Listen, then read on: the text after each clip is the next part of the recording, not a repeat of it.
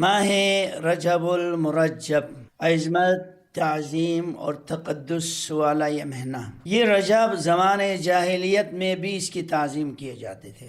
رجبیہ کے نام پر لوگ قربانیاں پیش کرتے تھے، لیکن اسلام آنے کے بعد حرمت کے لحاظ سے یہ 4 مہینے تقدس کے تو رکھ لیے ہیں، مگر اس کے خاص عبادات کو شریعت نے منسوخ قرار دیا ہے۔ اس مہینے کی اور خط سب سے عجیب جو مسلمانوں میں آج رائج ہے وہ صلاۃ الرغائب ہے۔ 12 رکعتوں پر مشتمل نماز پہلی جمعرات کے دن روزہ رکھتے ہیں اور جمعہ کی رات کو 12 رکعت نماز پڑھتے ہیں۔ اس میں خاص ایک انداز کے ساتھ سورہ علم نشرح پڑھنا، سورہ اخلاص کا پڑھنا، یہ بھی من گھڑت روایتیں ہیں۔ بعض نے اس مہینے میں صلاۃ الالفیہ 1000 رکعت والی نماز کو بھی رائج قرار دیا ہے۔ تو یہ لوگوں کی گھڑی ہوئی 4 صدی میں ایجاد کردہ یہ عبادات ہے۔ اس کے حرمت اور اس کی منگڑ ہونے پر امام ابن جوزی،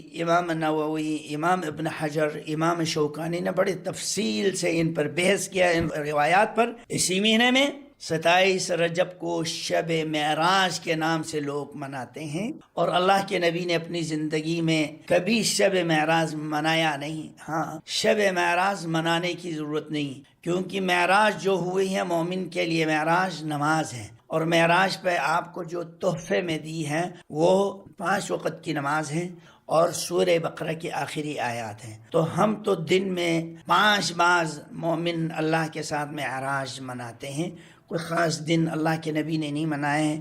پھر عجیب حیران کن بات ہے، ماہرین نے اس پہ بڑی تحقیق کی ہے کہ شب معراج کس دن ہوئے، اس میں مؤرخین کا اختلاف ہے، اور کس مہینے میں ہوئے اس میں اختلاف ہے۔ جس چیز میں اختلاف نہیں وہ یہ ہے کہ آپ کا اسراء مسجد اقصی تک ایک ہی رات میں، اسی رات میں جبرائیل امین کے ساتھ مرافقت میں آسمانوں تک سدرۃ المنتہا تک براق برق رفتاری اس جانور پر، پھر مسجد الاقصی سے سفر نوری نورانی فرشتہ جبرائیل امین کے ساتھ آپ اوپر پرواز ہوئے تھے، بخاری شریف کی روایت ہے۔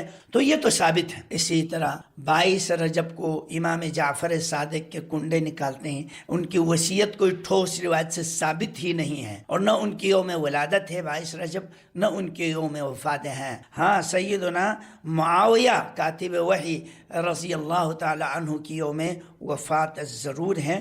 اس دن یہ لوگ کنڈے کے نام پر صدقہ نکالتے ہیں بعض مسلمان۔ اللہ ہمارے بھائیوں کو سمجھ دیں۔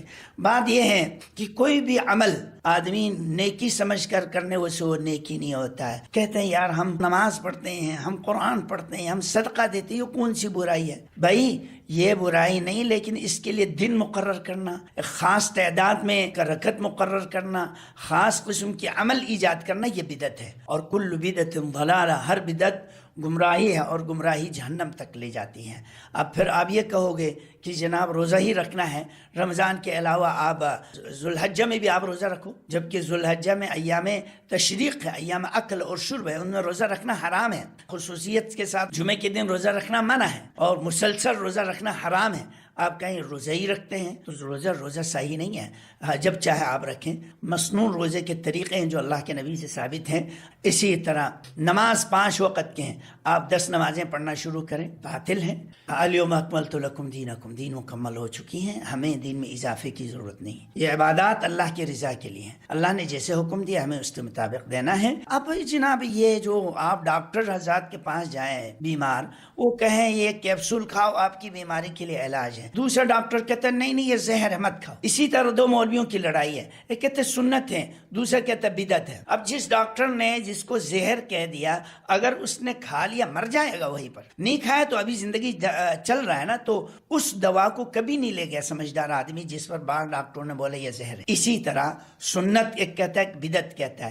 سنت کا معنی یہ ہے کرنے سے اجر ثواب تو ملے گا، بدعت یہ ہے اس کے کرنے سے گناہ ہی گناہ ملے گا۔ اگر آپ نے ظہر کی نماز سنتیں چھوڑ دی، قیامت کے دن آپ سے پوچھا نہیں جائے گا، لیکن آپ نے صلاۃ الرغائب اور الفیہ اور شب معراج عبادت کے طور پر، خاص رسم کے طور پر ادا کریں جس کو اللہ کے نبی نے نہیں کی. یہ بدعت اگر ثابت ہوا، اور یقیناً بدعت ہے، قیامت کے دن پوچھا جائے گا. ابو داؤد کی شریف کی حدیث ہے، اور اللہ کے نبی صلی اللہ علیہ وسلم کہیں گے یہ میری امتی آگے آنے دو جن کے ہاتھ پیر چمک رہے ہوں گے، تو فرشتے کہیں گے انک لا تدری ما احدث بعدک، آپ کو معلوم نہیں انہوں نے دین میں کیا کیا نئی چیزیں ایجاد کی. تو اللہ کے نبی فرمائیں گے فسحقا فسحقا لمن غیر بعدی، دور کر دو، تباہ و برباد کر دیں ان لوگوں کو، ہلاکت ہو ان کے لیے جنہوں نے میرے دین کو بگاڑ دیا. اللہ سے دعا ہے اللہ ہمیں صحیح اور ثابت سنت پر عمل کرنے کی توفیق عطا فرما. سبحانک اللہم و بحمدک، اشہد ان لا الہ الا انت، استغفرک و اتوب الیک.